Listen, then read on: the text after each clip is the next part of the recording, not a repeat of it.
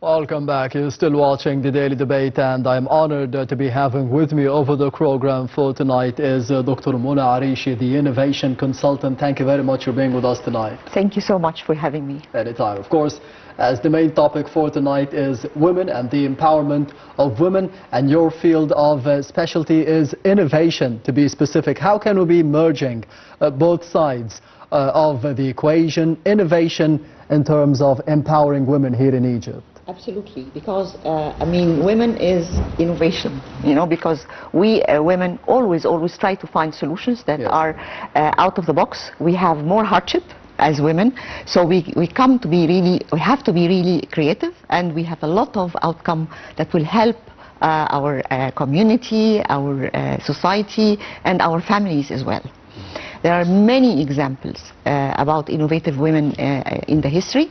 Of course, Egyptian women, but I will start first by, like a woman who sent Apollo 11 to the moon. Yes.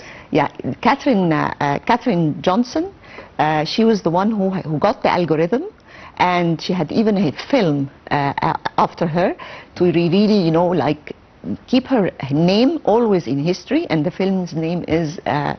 Let me make it sure, it's Hidden Figures. Yes. It's an absolutely wonderful documentary of how this woman was really fighting against everything, because she was a black woman and she had to make herself known.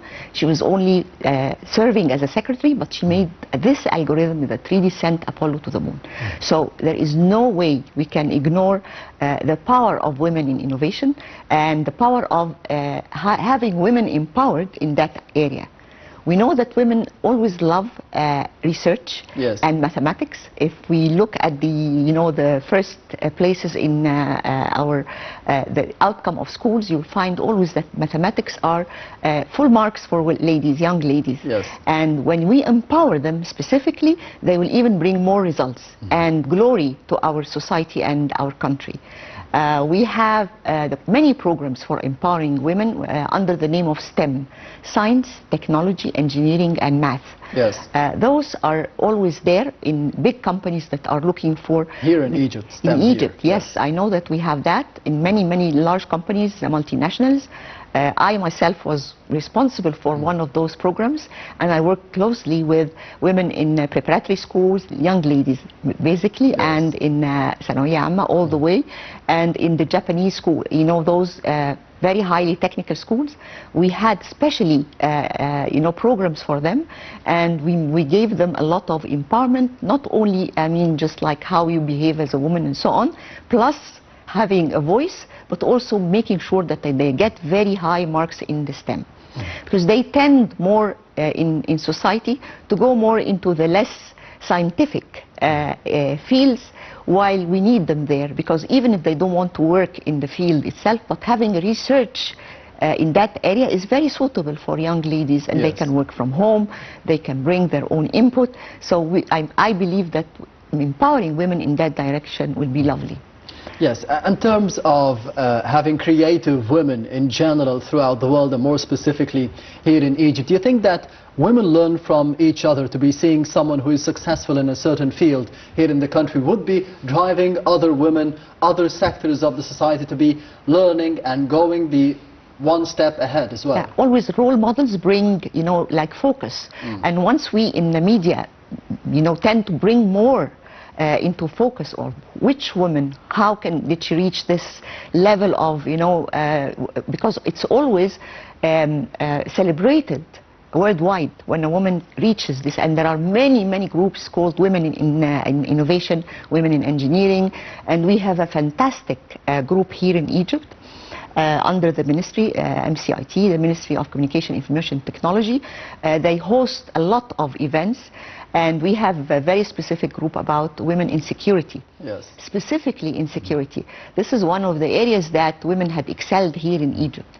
And these fantastic ladies also mentor, and they give programs and they are teachers in... How can they be contributing to security?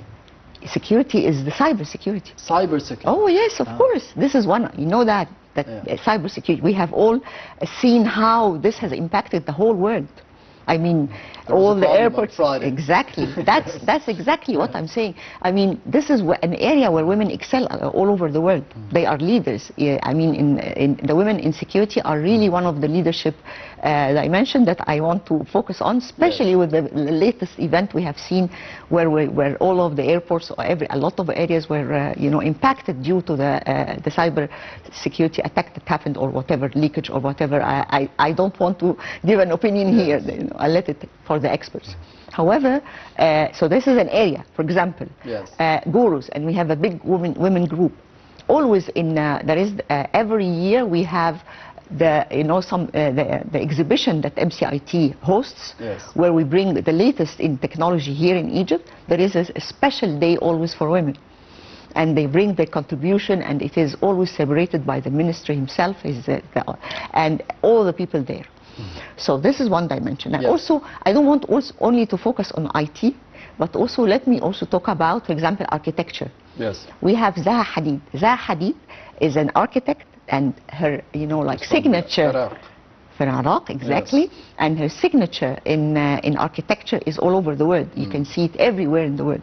She has, a legacy. Unfortunately, we lost her, but her signature and all the buildings that she had contributed, they are everywhere. You can find them in UAE, you find them in, of course, even in Japan and China. So this is like something that we all are proud of, and she is a leader there. I can talk about Samira Musa.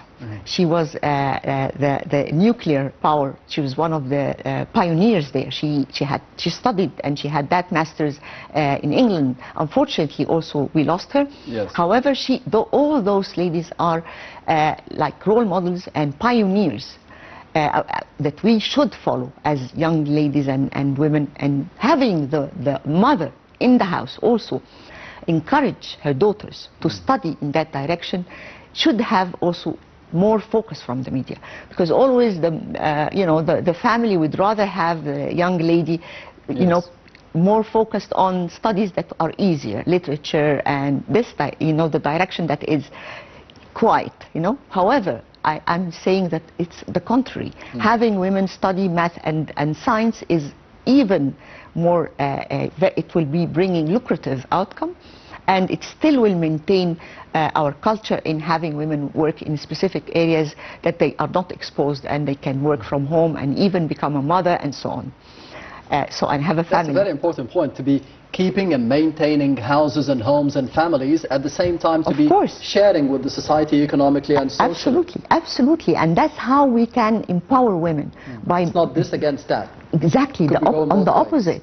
It's the opposite. How can we make the woman successful given all the circumstances, the culture, what we need her to do, because building up the new generation is such an important goal and aim. This is the main objective. That's why I'm saying we need to also ask mothers to understand more about the STEM careers, because they don't have to be working in the field. They can, and also computer engineering. Yes. You can do programming from home now. It's even now it's very well known working remotely, not only from home, but she can work from home here, and she can have impact in any other country in the world. So this is a renowned direction. I would really encourage young ladies. I come from an engineering, architecture, and also IT engineering background, so I'm for that. But it doesn't have to be that. Mathematics. Algorithms are based on mathematics, and that's an area that always women excel in. It's very unusual, but it is an area where young ladies excel in, so we should focus on that. Yes, Doctor, you mentioned that for the upcoming generation, it is hard to be teaching them to be focusing on having a house, building a family, building a home, and at the same time to be successful in the field of work of your choice, of course, in the future. Do you think for the upcoming or the new generations, do you think it would be easier for them to be focusing on both, or it would be harder to be focusing on having a family, to be building a family, or it's either this or that? Okay, so now we have technology.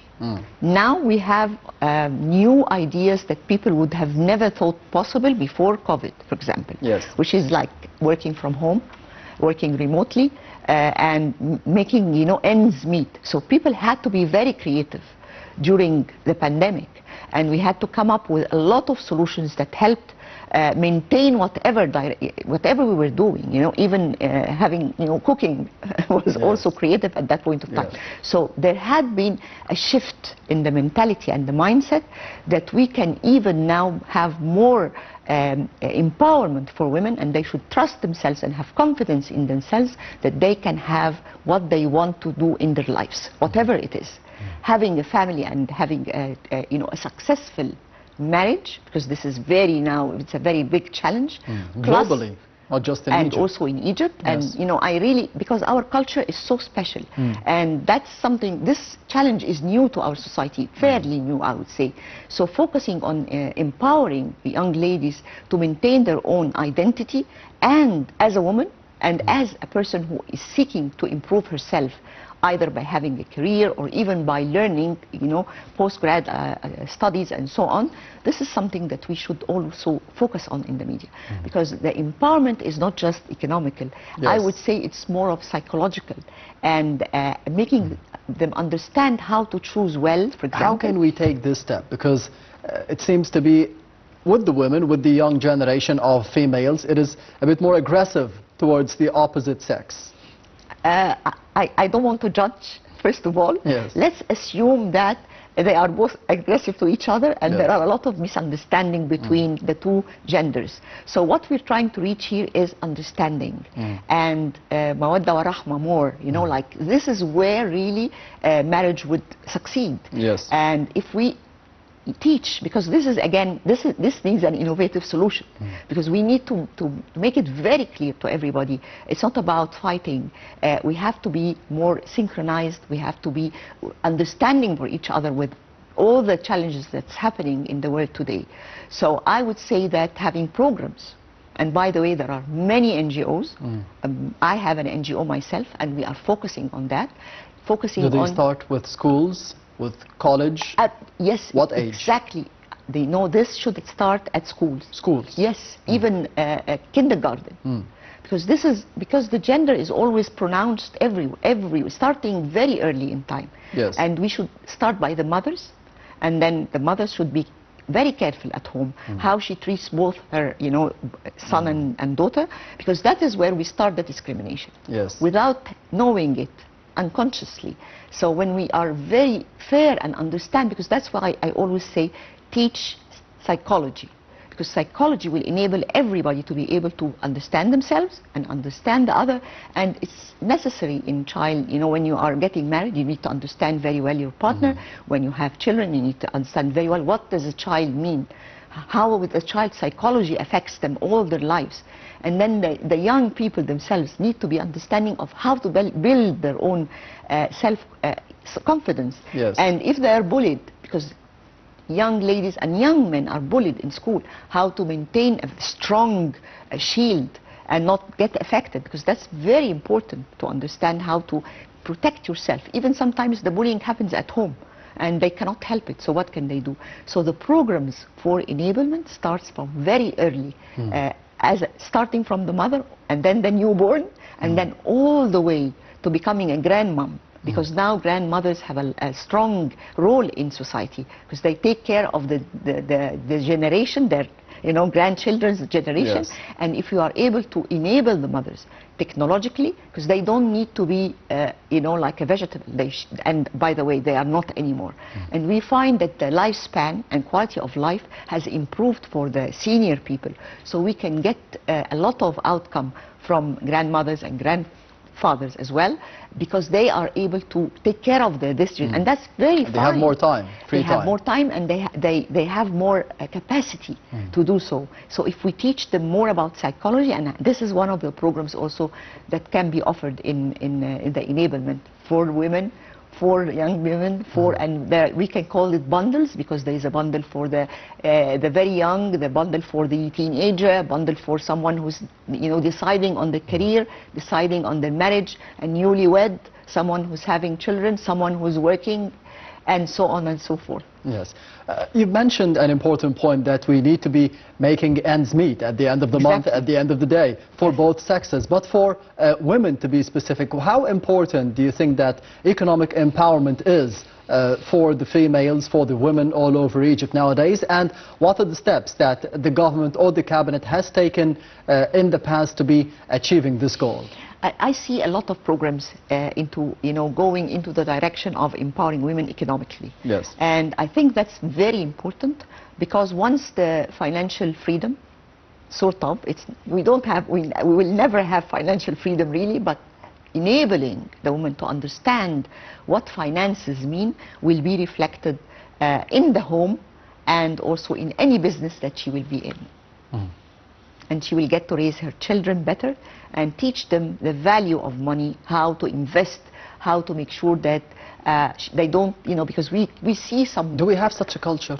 Yes, we are. To understand the importance of money, where to spend it, when to spend it. By the way, this is taught at schools. Mm. It should be always there. It should be, but does it? It is not yet, but there are programs. Mm. And I believe that is so essential, because that's one of the most important challenges that families have, which is money. And if we understand the value of money and where to be, it's not like this guy is he's a miser, he's not giving me money, this lady is very spendthrift, she doesn't understand the value of...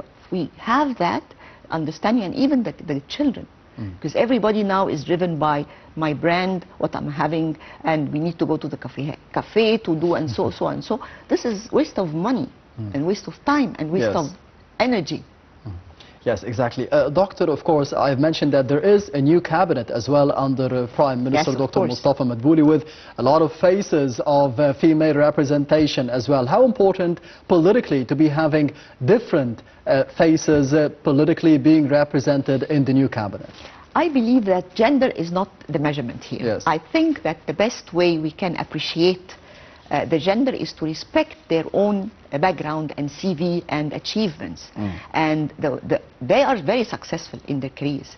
So that's why they were chosen, basically. I understand, of course, that bringing the energy of someone who's coming from a different gender will bring more balance, because the energy is different and the input is different. However, all those faces that we see in the cabinet are all worth of having their own, they are really good careers, and they are provide value comparable, yes, and they are comparable to the other gender. So I would always say that we don't say because she is a woman that she became, no, on the contrary, she had already proved herself, and we always say you have to work twice to prove yourself to be as equal to the man. That's a saying we have in every career I have been in. Globally as well. Exactly. Yes.